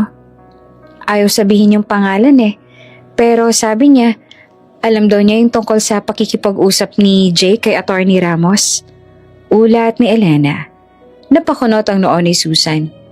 Papasukin mo siya. Pumasok ang lalaki na sa edad 30 plus. Mukhang matalino, tsaka disente. Magandang umaga, Susan. Ako si Mark, isang forensic accountant. At meron ako mga impormasyon na maaaring magligtas sa'yo mula sa patibong ni Jake. Tinitigan ni Susan ang lalaki. Bakit mo to ginagawa? Anong kailangan mo sa akin? Wala akong kailangan, Susan. Gusto ko lang makitang bumagsak yung mga taong tulad ni Jake. Ninakawan din niya ang pamilya ko noon. At ito na ang pagkakataon ko para makagante sa pamamagitan ng pagtulong sa'yo. Sagot ni Mark. Hindi kalaunan ay doon na nagsimula ang pagtutulungan nila Mark at Susan para lamang mapabagsak si Jake. Jake, akala mo ba ikaw lang may alas? Tingnan natin kung sinong huling tatawa. Saad ni Susan habang binabasa ang mga dokumentong dinala ni Mark. Mabigat ang hangin sa loob ng opisina ni Susan habang pinagmamasdan niya ang mga papeles na inilatag ni Mark sa kanyang harapan. Bawat pahina ay para bang may dalang lason na nagpapatunay na yung desperasyon ni Jake ay wala nang kinikilala. Sa kabilang banda, si Mark ay nananatiling kalmado. Ang kanyang mga mata ay nakatuon sa bawat detalye ng binuo nila ni Susan. Sigurado ka ba na ito yung gagamitin nila laban sa akin, Mark? Tanong ni Susan. Na yung kanyang boses ay may bahid ng panginginig na pilit niyang tinatago. Ayon sa source ko sa loob ng opisina ni Attorney Ramos, yan ang plano nila. Sagot ni Mark habang tinuturo ang isang lumang record ng isang construction firm. Gusto nilang palabasin na ang tatay mo ay sangkot sa isang malaking nakawan ng materyales noong nagtatrabaho pa siya sa ilalim ng tatay ni Jake. Isang kasong matagal nang ibinaon pero muling binubuksan ni Jake para lang may pang-blackmail sa'yo. Napahawak si Susan sa kanyang noo. Ang tatay ko? Hindi niya magagawa yun. Napakabait na tao nagtatay ko, Mark. Kahit isang pako, hindi yan kukuha sa trabaho niya. Alam ko, Susan. Kaya nga forensic accountant ang tawag sa akin. Pinag-aralan ko yung mga transaksyon noong taon na yun. Ang totoo niyan, ang tatay naman ni Jake ang totoong may kasalanan. Ginamit niya ang pangalan ng tatay mo para pagtakpan ng sarili niyang katiwalian. At ngayon, balak ni Jake na ipasa ang kasalanan ng tatay niya sa tatay mo para sirain ka. Paliwanag ni Mark. Walang hiyang pamilya yan. Bulala si Susan na yung galit ay unti-unting pumapalit sa takot. Pagkatapos silang pagsilbihan ng tatay ko, hanggang sa mamatay siya sa site nila, ito pa yung gagawin nila. Huwag ka mag-alala, Susan. Handa na lahat ng ebidensya na magpapatunay na inosente ang tatay mo. Pero kailangan nating hintayin na gumalaw si Jake. Hayaan nating isipin niya na kontrolado niya ang sitwasyon. Payo ni Mark. Samantala, sa isang madilim na sulok ng isang bar, nakita si Jake at yung isa sa mga dating board members ng kanyang kumpanya na si Mr. Lopez. Si Mr. Lopez ay isa sa mga naging biktima rin ng pagkalugi ni Jake. Pero dahil sa pangako ng mabilis na pera, pumayag itong makipagsabuatan. Jake, sigurado ka ba rito? Pag nalaman ng media na nang ba-blackmail ka, babagsak talaga ang pangalan mo. Babala ni Mr. Lopez habang humihigop ng whiskey. Wala na akong pangalang dapat pangalagaan, Lopez. Lahat sila nakatingin sa akin bilang palunan. Pero kapag nakuha ko na yung gusto ko kay Susan, ako na ulit ang nasa itaas. Ipapadala ko sa kanya ang unang batch ng mga litrato tsaka dokumento. Bukas. Tingnan natin kung hindi siya manginig sa takot. Mayabang na sa Ate Jake. Kinabukasan, isang courier ang dumating sa opisina ni Susan. Isang envelope na kulay brown ang inabot ni Elena. Pagkabukas ni Susan, bumulaga sa kanya ang mga lumang litrato ng kanyang ama na nasa loob ng isang presinto. Kasama ang mga dokumento nagsasabing nagnanakaw to ng semento at bakal na nagkakahalaga ng milyon-milyon. Ma'am, ito na po ba yon? Tanong ni Elena na bakas ang pag-aalala. Oo, Elena. Ito na yung alas si Jake. Sagot ni Susan. Pero sa pagkakataong to, kalmado na siya. Tawagan mo si Jake. Sabihin mo payag ako makipag-usap sa kanya. Bukas, ng alas 10 ng umaga. Nang matanggap ni Jake ang tawag, halos magtatatalon siya sa tuwa. Sinasabi ko na nga ba, Attorney Ramos. Konting takotan lang yan, susuko rin. Akala mo kung sinong matapang takot din pala sa iskandalo? Mag-ingat ka pa rin, Jake. Masyadong mabilis ang pagpayag niya. Saad ng abogado na may bahagyang kutob na hindi maganda ang takbo ng usapan. Dumating na ang araw ng pagkikita nila. Nagkita sila sa isang private room ng isang sikat na hotel. Dumating si Jake na parang siya pa rin ang CEO ng isang malaking kumpanya. Nakasuit, maayos ang buhok at may dala pang bodyguard. Si Susan naman ay dumating kasama lang si Elena at Mark. So, Susan, nakita mo na ba yung mga alaala ng tatay mo? Pang-aasar ni Jake pagkaupo pa lang niya. Ang ganda ng mga litrato, diba? Bagay na ilagay sa front page ng mga dyaryo bukas. Anong gusto mo, Jake? Diretsahang tanong ni Susan. Simple lang. Gusto ko ng 51% share sa SV. Gusto ko rin ibalik mo lahat ng mga kliyente na inagaw mo sa akin.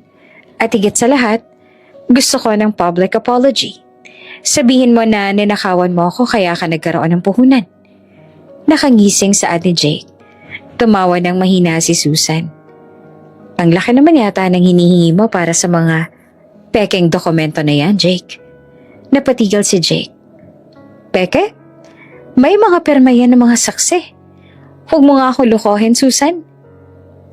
Yung mga saksi na binayaran ng tatay mo noon para idiin ang tatay ko? Singit ni Mark habang naglalabas ng sariling folder. Jake, kilala mo ba kung sino ang may-ari ng construction supply na kinuhaan niya noon? Nag-iwan siya ng duplicate ng lahat ng delivery receipts. At ayon sa records, yung delivery address, hindi sa warehouse ang kumpanya ninyo, kundi sa isang private property na ipinapatayo ng tatay mo para sa kabit niya noon. Nanlaki ang mata ni Jake. Sino ka ba? Anong pinagsasabi mo? Ako? Ang sisira sa'yo, Jake. Sagot ni Mark. Hindi lang namin nalaman yung totoo tungkol sa tatay ni Susan. Natuklasan din namin ang lahat ng ghost employees na inilista mo sa payroll ng kumpanya mo para makakuha ng pondo sa mga investors. Qualified theft yan. At saka estafa. Nagsimulang pagpawisan ng malapot si Jake. Susan, huwag mong pakikinggan ang lalaking to. Sinisiraan niya lang ako. Jake, tapos na ang laro. Malumanay na saan ni Susan. Ibinibigay ko sa'yo ang huling pagkakataon. Isuko mo na lahat ng mga natitira mong ari-arian ng kusa. Ititigil ko ang pagsasampa ng kaso laban sa'yo. Pero kung itutuloy mo yung pang-blackmail na to, sisiguraduhin kong sa kulungan ka na magdiriwang ng susunod mong birthday. Hindi mo magagawa yan. Wala kang ebidensya. Sigaw ni Jake, pero halata na ang kaba sa kanyang boses. Gusto mo bang ipakita ako sa iyo ang video ng pakikipag-usap mo kay Mr. Lopez? Kagabi sa bar? Tanong ni Susan habang tinataas ang kanyang cellphone. Bawat salita mo, Bawat banta mo, recorded lahat. Yung lalaki nag-serve sa inyo ng drinks, tauhan ko yon. Napaatras si Jake. Hindi niya akalain na ganito na kalawak ang impluwensya ni Susan. Yung akala niya mahina at sakitin ng babae ay mas matalino na sa kanya ngayon. Susan, please, huwag naman dito. Huwag ganito. Mag-asawa pa rin naman tayo. Maling paggamit ni Jake ng kanyang huling baraha. Sa papel na lang tayo mag-asawa, Jake. At bukas, pati yung papel na yan, mawawalan na rin ang saysay. Umalis ka na, bago ko patawagan yung mga pulis na nasa labas ng pinto. Utos si Susan. Lumabas si Jake ng restaurant na parang isang talo na ang aso. Ang kanyang mga balikat ay nakalaylay at ang kanyang mukha ay puno ng takot. Nang makaalis siya, doon lang huminga ng malalim si Susan. Napahawak siya sa kanyang dibdib. Hindi dahil masakit, kundi dahil sa labis sa emosyon. Salamat, Mark. Kung hindi dahil sa'yo, baka napilitan akong sumuko lahat para lang protektahan ang pangalan ng tatay ko.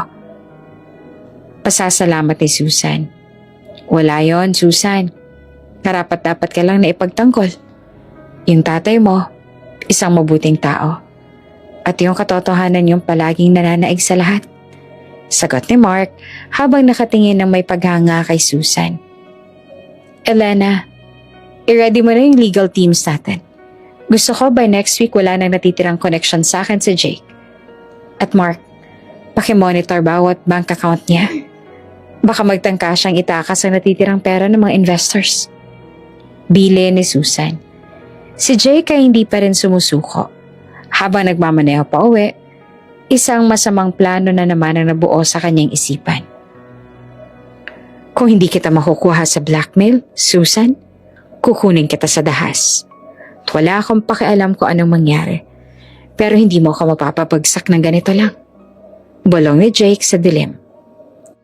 Sa gitna ng lahat ng to, unti-unting lumalim ang ugnayan ni Susan at Mark. Huwag kang mag-aalala, Susan. Hanggat nandito ako, walang makakasakit sa'yo. Sad ni Mark habang sumasabay sa paglalakad ni Susan. Napangiti si Susan. Sa unang pagkakataon sa loob ng mahabang panahon, naramdaman niyang may isang tao na tunay na nagpapahalaga sa kanya. Hindi dahil sa kaya niyang ibigay, kundi dahil sa kung sino talaga siya. Naging mas tahimik ang mga sumunod na araw para kay Susan. Sa kabilang banda, si Jake naman ay tinuluyan ng maging parang multo sa lahat. Wala nang bangkong tumatanggap sa kanya. At lahat ng kanyang mga ari-arian ay isa-isa nang kinukuha ng mga pulis. Sa loob ng kanyang opisina, tiningnan ni Susan ang mga huling financial report. Kasama niya si Mark, na naging katuwang niya na hindi lang dahil sa paglilinis ng lahat, kundi sa pagsiguro rin na kaligtasan niya. Susan, may napansin kaming kakaiba sa huling galaw ni Jake. Saad ni Mark habang pinapakita ang isang screen sa kanyang laptop.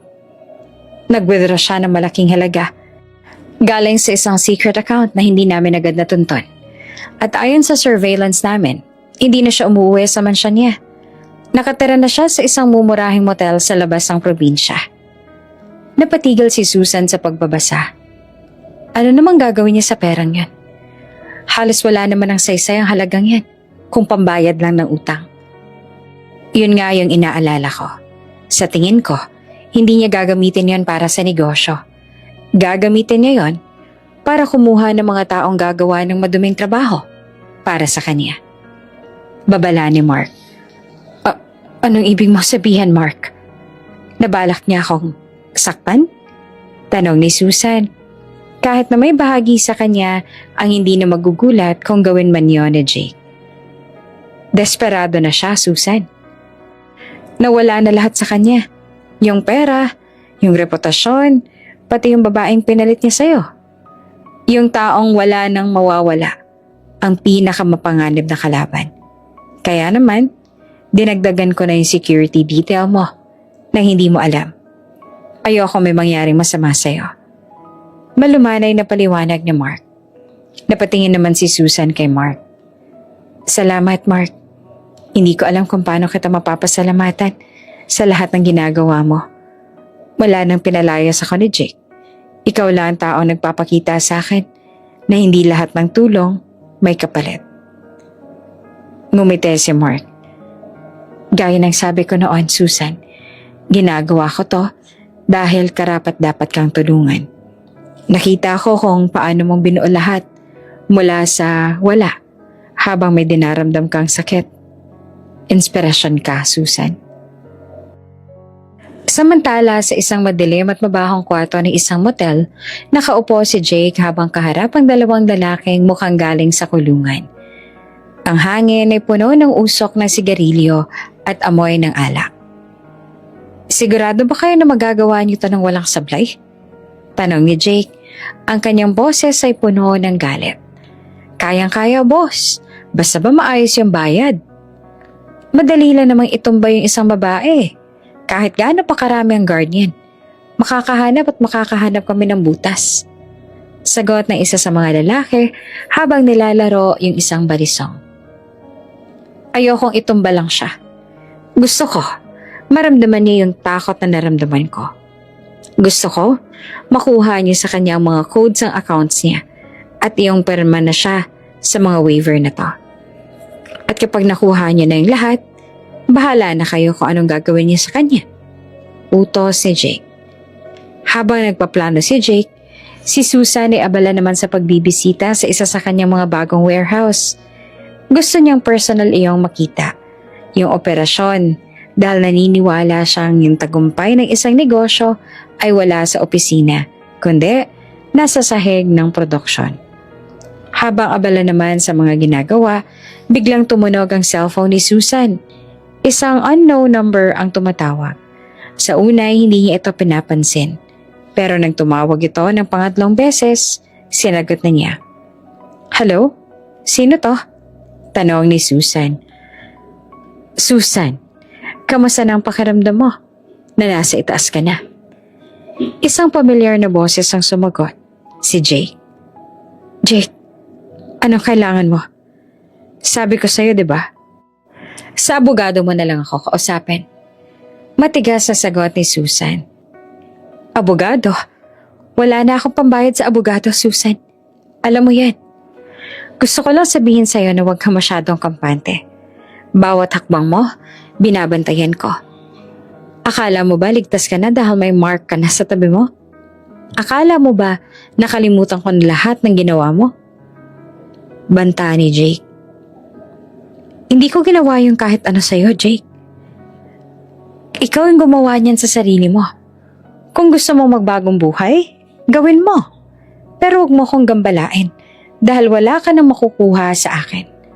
Sagot ni Susan bago pinatay ang tawag. Nanginginig ang mga kamay ni Susan pero pilit niyang pinakalma ang sarili. Lumingon siya kay Mark na nasa hindi kalayuan. Mark, tumawag si Jake. Ang sabi niya, binabantayan niya ako. Agad na lumapit si Mark at kinuha ang cellphone ni Susan. Huwag ka mag-aalala, Susan. Iti-trace namin ang tawag na to. Ibig sabihin lang yan, desperado na talaga siya. Gusto ka lang niyang takutin. Sa mga sumunod na oras, lalong naging mahigpit ang seguridad sa paligid ni Susan. Hindi na siya pinapayagan ni Mark na maglakad ng mag-isa kahit sa loob pa ng kumpanya. Bawat sasakyang lumalapit ay chinecheck at bawat taong gusto makipagkita ay dumadaan sa matinding screening. Isang gabi, habang pauwi na sila ni Mark, napansin ang kanilang driver na may isang itim na van na sunod-sunod sa kanila mula sa labas ng opisina. Sir Mark, mukhang may sumusunod ho sa atin. Saad ng driver habang tinitingnan niya yung side mirror. Agad na naging alerto si Mark, Susan. Yumuko na. Huwag kang pipilitin sa bintana. Kuya, bilisan mo yung trabaho. Huwag kang titigil hanggat hindi tayo nakakarating sa lugar na maraming tao. Naramdaman naman ni Susan ang kaba. Ito na nga ba yung sinasabi ni Jake? Habang mabilis na tumatakbo ang kanilang sasakyan, nakita niyang sumusubok na tumabi ang itim na van para ipitan sila. Mark, anong gagawin mo? Tanong ni Susan, ang boses ay puno ng takot. Kumapit ka lang, Susan. Hindi ko sila hahayaang lumapit sa'yo. Sagot ni Mark, habang nilalabas ang kanyang sariling cellphone para tumawag ng backup. Nang magkaroon ng maikling habulan sa kalsada, salamat sa galing ng kanilang driver, nagawa nilang makapasok sa isang mataong subdivision, kung saan may mga gwardya sa gate. Yung itim na van ay biglang huminto at mabilis na bumalik sa kabilang direksyon, nang makitang may mga pulis na nagpapatrolya sa gilid. Nang marating sila sa ligtas sa lugar, nanginig na bumaba si Susan. Hindi niya akalain na aabot sa ganito ang galit ni Jake. Susan, okay ka lang? Tanong ni Mark habang inaalalayan siya. Mark, bakit ba kailangang umabot sa ganito? Lahat na lang ng tagumpay ko kailangang may kasamang panganib. Tanong ni Susan habang naiiyak. Niyakap siya ng bahagya ni Mark. Hindi mo kasalanan to, Susan. Ito yung bunga ng kasakiman ni Jake. Pero promise, hindi ako titigil hanggat hindi siya nahuhuli. Hindi ka na mag-iisa sa laban na to. Sa gabing yon, hindi nakatulog si Susan. Nakatingin lang siya sa labas ng bintana ng kanyang kondo. Iniisip kung kailan ba matatapos ang kalbaryong to. Jake, akala mo ba matatakot mo ako? Nagkakamali ka. Mas lalo mo lang akong binibigyan ng dahilan para durugin ka ng tuluyan. Bulong ni Susan sa dilim. Mark, tawag ni Susan sa telepono kinabukasan. Gawin na natin yung plano. Ipakita natin kay Jake na yung pabigat na pinalayas niya, yung siya ring maglalagay sa kanya sa loob ng rehas. 3 buwan na ang nakalipas mula nang palayasan siya ni Jake nang walang kahit piso. At ngayon, siya nang nagmamay-ari ng isa sa pinakamalaking distribution company sa bansa. Pero yung banta ng nakaraang gabi, yung itim na van na sumunod sa kanila, ay nagpapaalala sa kanya na hindi pa tapos ang laban. Ma'am Susan, hindi pa po kayo natutulog? Tanong ni Elena na pumasok sa kwarto, dala ang tasa ng tsaa. Dahil sa banta ni Jake, pansamantala dito na rin tumitira si Elena para samahan ng boss niya. Hindi ako makatulog, Elena. Iniisip ko lang kung kailan ba matatapos ang kaibangan ni Jake. Hindi ba siya napapagod? Saad ni Susan habang tinatanggap yung tsaa. Yung mga katulad po ni Sir Jake, ma'am, hindi tumitigil hanggat hindi sila nakakagante. Pero wag po kayong mag-alala. Nakabantay po si Sir Mark, tsaka yung mga tauhan niya. Sa totoo lang po, bilib na bilib po ako sa kanya. Halatang may malasakit talaga siya sa inyo. Sagot na Elena na may bahagyang panunokso. Napangiti si Susan nang marinig ang pangalan ni Mark. Si Mark, hindi ko alam kung anong gagawin ko kung hindi siya dumating. Pero Elena, ayoko maging dependent sa kanya. Kailangan kong tapusin to sa sarili kong paraan. Kinabukasan, maagang dumating si Mark sa opisina ni Susan. May dala siyang mga bagong balita tungkol sa kinaroroonan ni Jake. Susan, nahanap na namin yung pinagtataguan niya. Isang luma tsaka abandonadong bodega sa may Valenzuela. Doon siya nakikipagkita sa mga tauhan niya. At may nakuha kaming impormasyon na bala kanilang pasukin dito sa opisina bukas ng gabi. Kapag konti na lang ang tao. Huminga ng malalim si Susan. Sa halip na matakot, naramdaman niyang isang kakaibang tapang. Mark, ayoko na magtago. Gusto kong harapin si Jake. Pero sa pagkakataong to, tayo ang gagawa ng paraan. Anong balak mo, Susan? Tanong ni Mark. Ang kanyang kilay ay nagsalubong dahil sa pag-aalala. Ipapalatag ko sa social media at sa mga business news na magkakaroon ako ng late night meeting sa lumang warehouse ng SV. Yung malapit sa pier. Gagawa tayo ng peking security breach para isipin nila na yun ang pagkakataon nila. Doon natin sila papupuntahin. Paliwanag ni Susan. Bait and switch. Delikado yan, Susan. Kailangan mong nandun para kumagat sila sa pain. Saad ni Mark. Nandun ako, Mark. Pero kasama kita. Tsaka ang mga pulis. Gusto ko makita yung mukha ni Jake kapag na-realize niyang Nahulog siya sa sarili niyang hukay. Determinadong sabi ni Susan. Habang inahanda yung plano, patuloy ang pagbagsak ng natitirang dignidad ni Jake. Sa loob ng abandonadong bodega, nakaupo si Jake sa isang sirang silya. Hawak ang isang tabloid kung saan makikita ang larawan ni Susan na tumatanggap ng award bilang Businesswoman of the Year. Tignan mo tong babaeng to. Asik ni Jake sa kanyang mga kasama. Dati amoy balot lang to. Ngayon akala mo na kung sinong reyna. Bukas, kukunin natin lahat sa kanya. At kapag nakuha natin yung perma niya, wala na siya. Wala na sa kanya lahat at ako na ulit ang boss. Boss, sigurado ho ba kayo dito? Balita ko marami siyang bodyguard. Sad ng isa sa mga tauhan. Pera lang ang katapat ng mga yan. At saka, may baril tayo. Isang tutok lang sa mukha ng babaeng yan, pipirma yan, kahit sa sarili niya pang kamatayan. Tawa si Jake.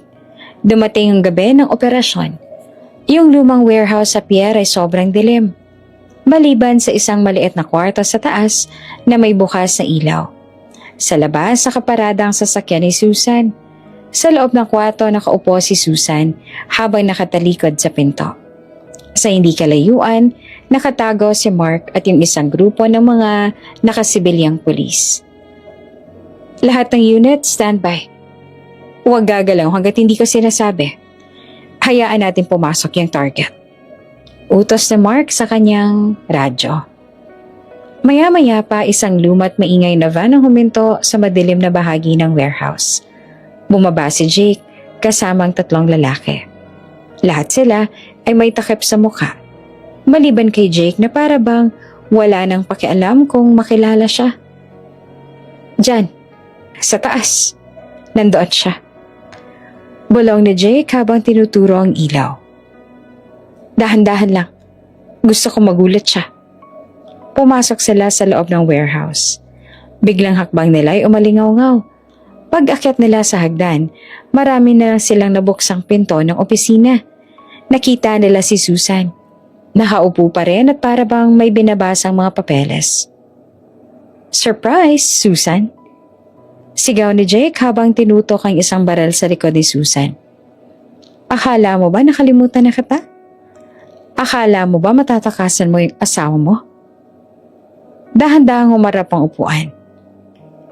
Pero laking gulat ni Jake nang makitang hindi si Susan ang nakaupo roon, kundi isang mannequin na suot ang damit ni Susan. At sa tabi nito ay isang maliit na speaker. Jake, hanggang ngayon ba naman? Hindi mo pa rin ako nakikilala? Yung boses si Susan ay nanggaling sa speaker. Akala mo ba? Ganun lang ako kadaling mauto? 3 buwan ako nagtrabaho para sa'yo nang walang reklamo. Kaya kabisado ko na lahat ng bawat galaw ng utak mong maliit. Ano? Nasaan ka? Sigaw ni Jake habang lilingon-lingon sa paligid. Biglang bumukas ang malalakas na floodlight sa buong warehouse. Mula sa itaas na catwalk, lumitaw si Susan kasama sa Mark. Nakatingin sila pababa kay Jake na para bang isang insekto na nakakulong sa garapon. Nandito ako, Jake. Pinapanood yung huling paghihingalo ng pride mo. Saad ni Susan, gamit ang isang megaphone. Hayop ka, Susan. Tatapusin kita. Susubukan sana ni Jake na itutok ang baril sa itaas. Pero bago pa man niya makalabit ang gatilyo, mabilis na lumabas ang mga pulis mula sa likod ng mga crates. Pulis! Ibaba ang sandata! Itaas ang mga kamay! Sigaw ng mga otoridad. Ang mga kasama ni Jake ay agad na sumuko at ibinagsak ang kanilang mga armas.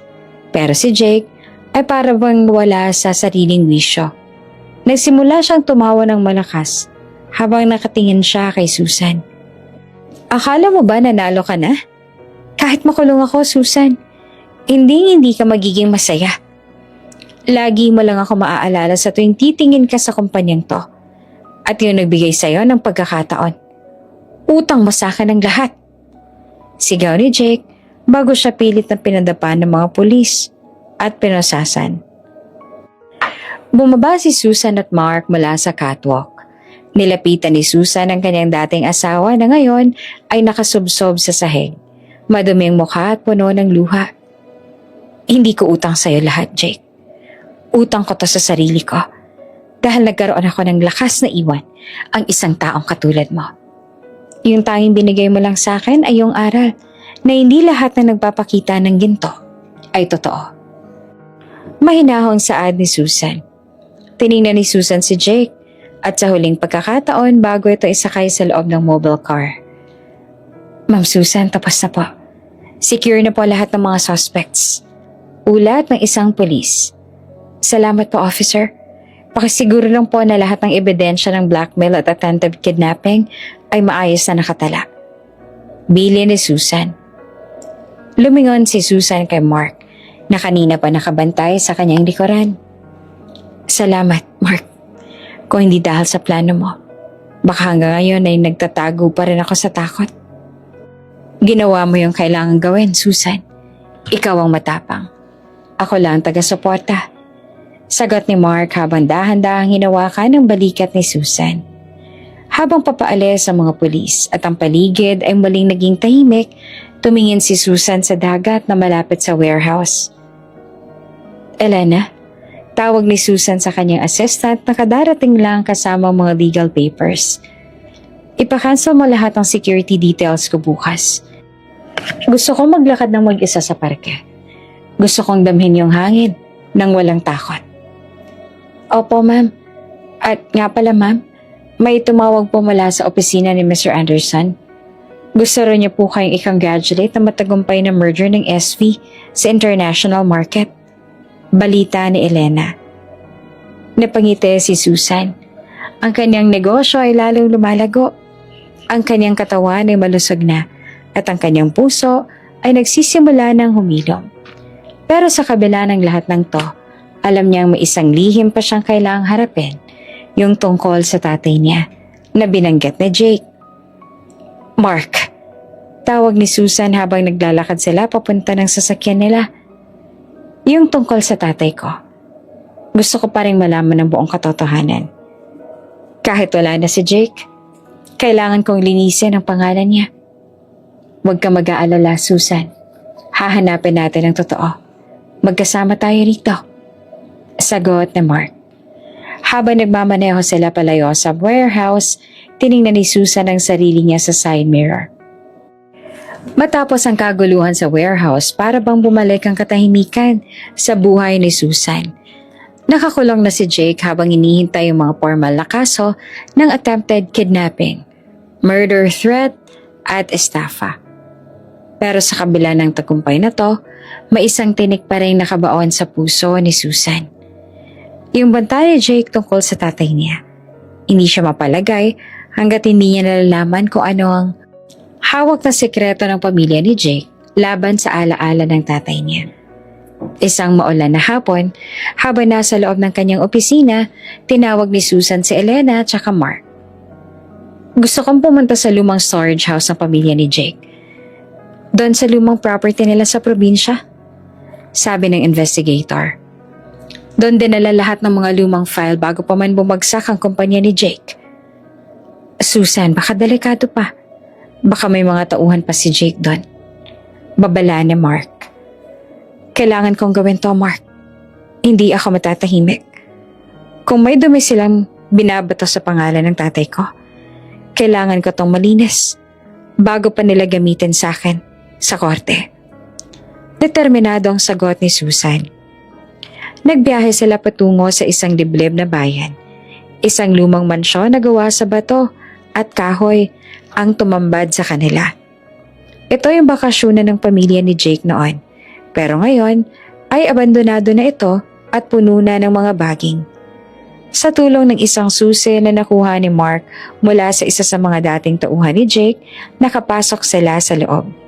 Dumiretso sila sa basement kung saan nakatago yung mga maliit na kumpanya. Matapos ang ilang oras na paghahanap sa gitna ng mga naglalakihang kahon, nakakita si Susan ng isang envelope na may pangalan ng tatay niya. Nanginig ang mga kamay ni Susan habang binubuksan ang envelope. Doon niya nalaman lahat. Mark, tingnan mo to. Saad ni Susan na halos hindi makapaniwala sa nababasa. Ayon sa mga dokumento, ang tatay ni Susan ay hindi nagnakaw. Sa katunayan, siya ang nakatuklas ng isang malaking anomalya sa konstruksyon ng isang tulay na ginagawa ng kumpanya ni Jake noon. Ang tatay ni Jake ang nagmaniover ng mga pondo tsaka gumamit ng mga substandard na materyales. Nang malaman nito ni Arturo, tinangka niyang mag-report sa mga otoridad para patahimikan siya. Gumawa ang pamilya ni Jake ng peking ebidensya na siya ang nagnakaw ng mga materyales. At yung pinakamasakit sa lahat, yung aksidente sa site na ikinamatay ng tatay niya ay mukhang hindi aksidente. Pinatay nila yung tatay ko, Mark. Bulong ni Susan habang tumutulo ang luha sa kanyang mga mata. Pinatay nila siya para hindi lumabas yung totoo tungkol sa katiwalian nila. Tapos ngayon, gagamitin pa nila yung kasalanang ibintang nila sa kanya para i-blackmail ako. Ito ang dahilan kung bakit kampante si Jake. Saad ni Mark habang sinusuri yung mga logbook. Akala niya, dahil hawak nila yung mga peking records na to, matatakot ka. Pero hindi niya alam na itinabi ng tatay niya yung tunay na records dito bilang insurance. Habang nagbabasa sila, biglang bumukas ang pinto ng basement. Pumasok si Attorney Ramos, yung abogadong katuwang ni Jake. Mukha itong pagod at balisa. Alam ko na darating kayo rito, bungad ni Attorney Ramos. Agad naman na humarang si Mark sa harap ni Susan. Anong ginagawa mo rito? Balak mo bang ituloy ang pananakot ni Jake? Itinaas ang matandang abogado ang kanyang mga kamay bilang tanda ng pagsuko. Hindi. Pagod na ako. Simula nang makulong si Jake, na-realize ko na wala namang patutunguhan ng lahat ng to. Narito ako para sabihin ang totoo. Ako ang nag-ayos sa mga dokumentong yan noon para sa tatay ni Jake.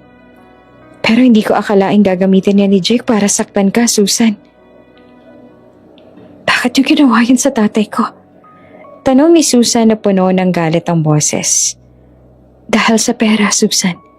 Dahil sa takot. Pero ngayon, gusto ko nang itama ang lahat. Titestigo ako sa lahat ng nangyari. Hawak ko rin ang totoong affidavit ng engineer na kasabwat nila noon.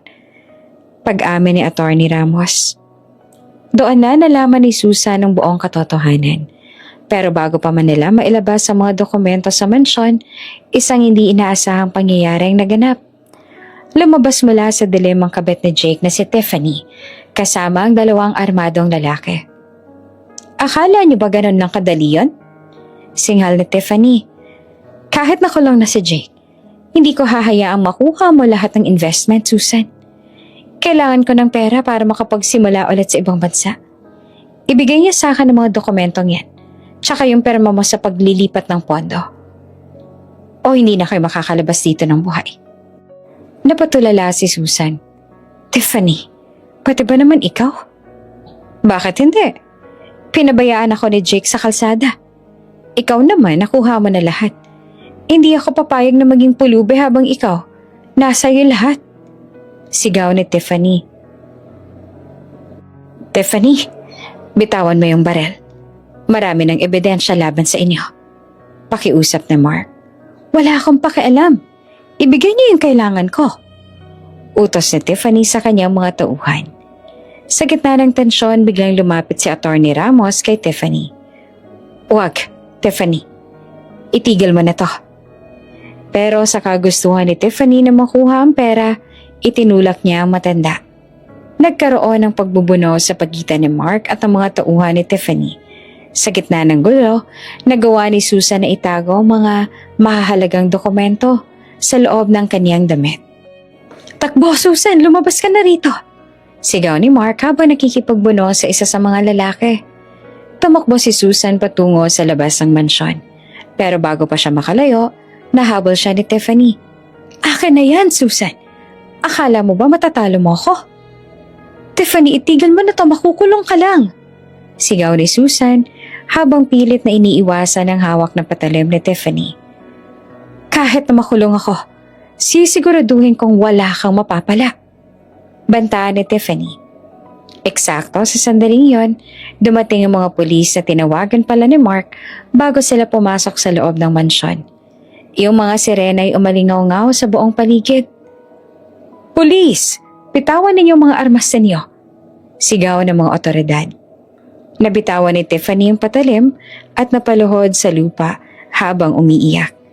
Ang kanyang mga tauhan ay mabilis ding nadakip. Lumabas si Mark mula sa mansyon na may kaunting galo sa mukha pero ligtas naman. "Susan, ayos ka lang?" Tanong ni Mark habang mabilis na lumalapit sa kanya. Tumango si Susan habang mahigpit na hawak ang mga dokumento ng tatay niya. "Ayos lang ako, Mark. Nakuha ko na yung totoo. Malinis na yung pangalan ni tatay." Dinala si Tiffany at yung kanyang mga kasama sa presinto. Si Attorney Ramos naman ay nag-volunteer na maging state witness para tuluyang madiin si Jake at yung galamay nito. Kinabukasan, naging headline sa lahat ng pahayagan ang tungkol sa pagkakabunyag ng katiwalaan ng pamilya ni Jake at yung paglilinis sa pangalan ng tatay ni Susan. Yung mga investors na dating natakot dahil sa blackmail ni Jake ay lalong humanga kay Susan dahil sa katapangan nito. "Ma'am Susan, ito na po yung formal na paghingi ng paumanhin mula sa Board of Engineers. Kinikilala na po nila yung kabayanihan ng tatay ninyo." Balita ni Elena habang pumapasok sa opisina. Napangiti naman si Susan. Ang unang tunay ng ngiti mula nang magsimula lahat ng ito. "Salamat, Elena. Sa wakas, makakahinga na rin ako ng maluwag." Habang nakatingin sa labas ng bintana, naramdaman ni Susan ang isang kamay sa kanyang balikat. Si Mark pala ito. "Tapos na lahat, Susan. Nalaman na nila kung sino ka talaga. At hindi ka lang isang mahusay na negosyante, kundi isang anak na may dangal." Saad ni Mark. "Salamat sa pagtanggol sa akin, Mark. Kung hindi dahil sa'yo, baka sumuko na ako nung tinakot nila ako tungkol sa tatay ko." Sagot naman ni Susan. "Gaya nga ng sinabi ko, itutuloy natin ang paglaban. At ngayon, panalo na tayo." Nakangiting sabi ni Mark. Niyakap ni Mark si Susan mula sa likod, habang si Elena naman ay walang ibang nagawa kundi ang mapangiti habang nakatingin sa dalawa. Gaya ng inaasahan, ay naipakulong nila si Jake at si Tiffany. Si Attorney Ramos naman ang tumayong testigo mula sa opisina hanggang sa dulo ng trial.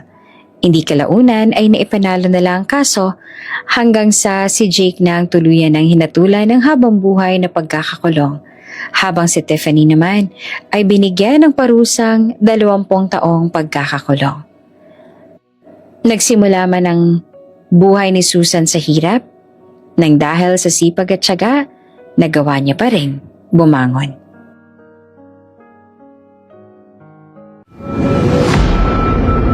Kung bago ka pa lang sa channel na ito, Ate Jane TV, huwag kalimutang pindutin ang notification bell and subscribe button.